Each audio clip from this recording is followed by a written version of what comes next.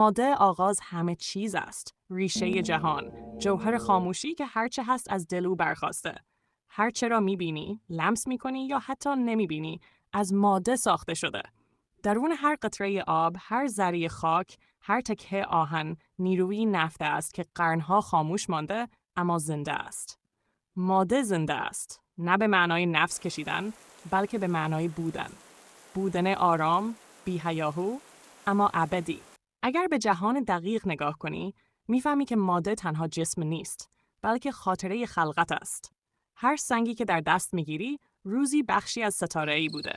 هر نفسی که میکشی، در سینه درختی نفس کشیده. ماده سفر میکند، شکل عوض میکند، اما از بین نمیرود. هیچ چیز در این جهان گم نمیشود، فقط تبدیل میشود. ماده 3 چهره دارد: جامند، مایع و گاز. اما اینها فقط ظاهر ماجرا هستند. در عمق هر کدام ذراتی در جنب جوشند، بی‌وقفه در حرکت، در تلاطم، در تغییر. سکون فقط ظاهری است که چشم ما می‌بیند. در حقیقت درون هر ذره غوغایی است، از حرکت، از انرژی، از زندگی. ماده و انرژی 2 چهره از یک حقیقتند. انرژی وقتی آرام می‌گیرد، ماده می‌شود و ماده وقتی بیدار می‌شود، انرژی. در دل یک سنگ نیروی خوابیده که اگر آزاد شد، کوه را از جا می‌کند. هر چیزی که هست از همین چرخه تبدیل زاده می‌شود. و بعد طعم، زبان پنهان ماده است. ماده بی صداست است، اما از طریق طعم خودش را معرفی می‌کند. وقتی چیزی را می‌چشی، در حقیقت با جهان تماس می‌گیری.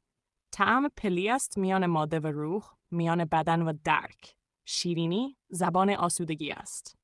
تلخی زبان هشدار.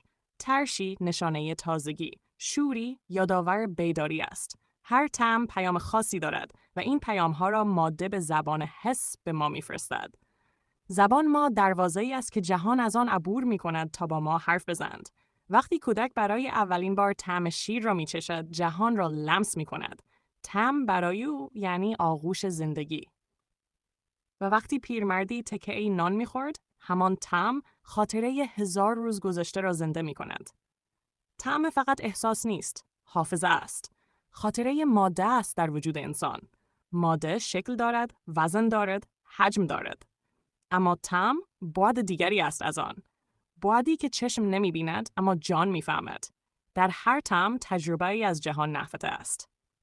جهان از طریق طعم خودش را نشان می‌دهد تا ما فقط بیننده نباشیم، بلکه شریک تجربه خلقت شویم. وقتی میچشی، در حقیقت با ذرات جهان گفتگو میکنی. با خاکی که از آن گیاه رویده، با آبی که در ریشه‌اش جریان یافته، با نوری که بر آن تابیده. هر لقمه‌ای که میچشی، داستانی دارد از صفر ماده از خاک تا دهان تو. این ارتباط ساده نیست. در هر چشیدن تو بخشی از چرخه هستی میشوی. ماده بدون طعم بیروح است و طعم بدون ماده وجود ندارد. این دو همچون جسم جانند، یکی بدون دیگری ناقص است. ماده پایه جهان است و طعم نشانه بیداری آن در انسان. هر بار که چیزی را میچشی، بدان که جهان را درون خود احساس میکنی.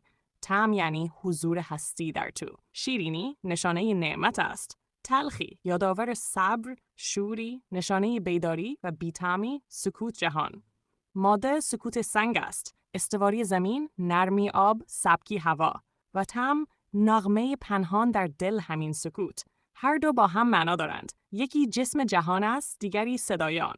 اگر روزی طعم از جهان برود، جهان خاموش می شود. چون طعم حیات است. هر چیز زنده طعم دارد. حتی لحظه ها، حتی خاطره ها. طعم صبح با طعم شب فرق دارد. طعم کودکی با طعم پیری. و در همه آنها ماده حضور دارد. جهان پر است از طعم‌هایی که هنوز نچشیده ایم. هر طعم فرصتی است برای فهمیدن بخشی از ماده، بخشی از خودمان. پس هر بار که چیزی را میچشی، فقط مزه نکن. گوش بده. نگاه کن. بفهم. چون در همان لحظه ماده با تو سخن میگوید. آرام، بی صدا، اما راست و روشن.